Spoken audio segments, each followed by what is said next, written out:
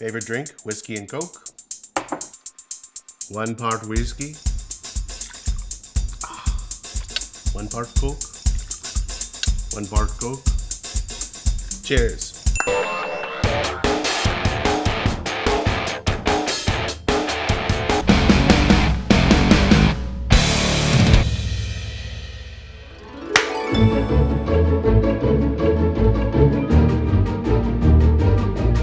Because it's got everything. It's got intrigue, it's got deception, it's got cover up, all of that weird stuff.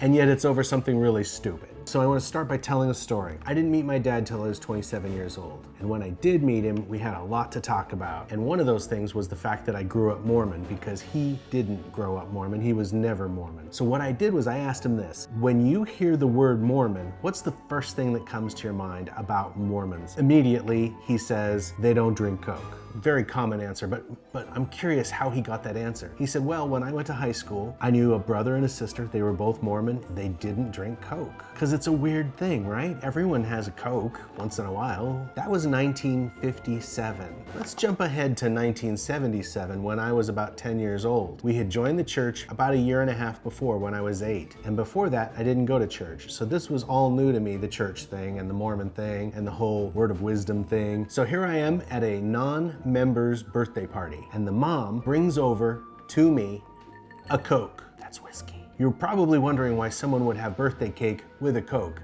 because it was 1977 and that's what you did. So my mom comes running into the room and she says, oh, no, we don't drink Coke. It was a moment in my life I'll always remember, because it's such an odd thing to say. If you've never been Mormon, you're probably wondering, why do they not drink Coke? It's a really good question. So let's go back to the 1800s. The leader of the church came up with a revelation that basically said, here's a health code. Here's a word of wisdom to you. Don't drink alcohol, don't take tobacco, don't drink hot drinks. And there's your trick right there, hot drinks. What do hot drinks mean? Eventually it came out that hot drinks meant coffee and tea. Of course, there wasn't Coke back then, but they did have coffee and tea. Much like the Seventh-day Adventists, that they were gonna abstain from coffee and tea. Over the years, as time went by, that rule began to include Coke, Coca-Cola, Dr. Pepper, Mountain Dew. All right, now let's fast forward again to 2012, when the Salt Lake Tribune comes out with an article that says, you know, that church that's around here, they're basically saying that they never told their members to not drink Coke or Pepsi or caffeinated beverages of any kind, except for coffee and tea.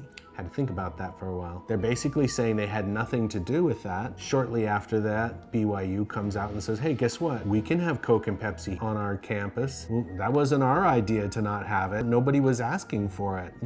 Yeah, no one likes Coke. So there you go. We have a conundrum. I remember sitting in a Sunday school lesson with a bunch of adults, and the guy who was teaching the lesson, he says, you know what really pisses me off is that my favorite soda, Squirt, now has caffeine. I think we're missing the point. I think the best reason for the word of wisdom to ever say anything about soda was the sugar content, not really the caffeine. Here you got a church that has a bunch of people who don't drink Coke. They're known for it. It's not like we made this up, but they're basically saying now, nope, not us, we never said that. You guys made that up. They're basically blaming their own culture, saying that the culture came up with the concept of no Coke, no Mountain Dew, no Squirt, no Dr. Pepper. So that's why this needs to be a documentary. Somebody made this up. Who made it up? This is a church that has changed dramatically since 1980. That's a big deal for people who belong to that church, who've kept those rules, who now look back and say, why did I keep those rules if they weren't really rules? And then you're gonna hear a whole bunch of Mormons from the past go,